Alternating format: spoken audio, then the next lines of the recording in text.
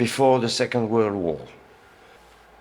In the family, the father went to sea and the mother worked in a canning factory. My father was a fisherman, grandfather was a fisherman, my mother, grandmothers worked in canning factories. This is Douarnenez before the Second World War. I was born in 1946 just in one of those houses that you can see behind the front row here. And as a kid, this was a fantastic playground.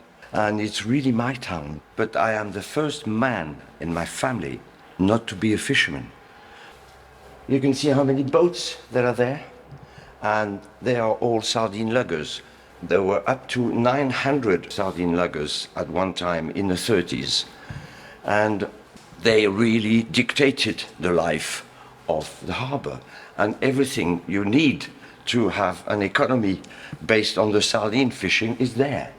This is an emblematic boat of Douarnenez because it's the sardine lugger par excellence, and because it's the symbol of the life in Douarnenez before the war. You had 3 people on board, sometimes 4, in the bay, because we don't know why, but the sardines like the bay. But these boats, these luggers, only stayed in the bay and just around because they were not designed to go any further. And they were quite hard to maneuver, but very, very fast. And they used to compete with classic boats during regattas.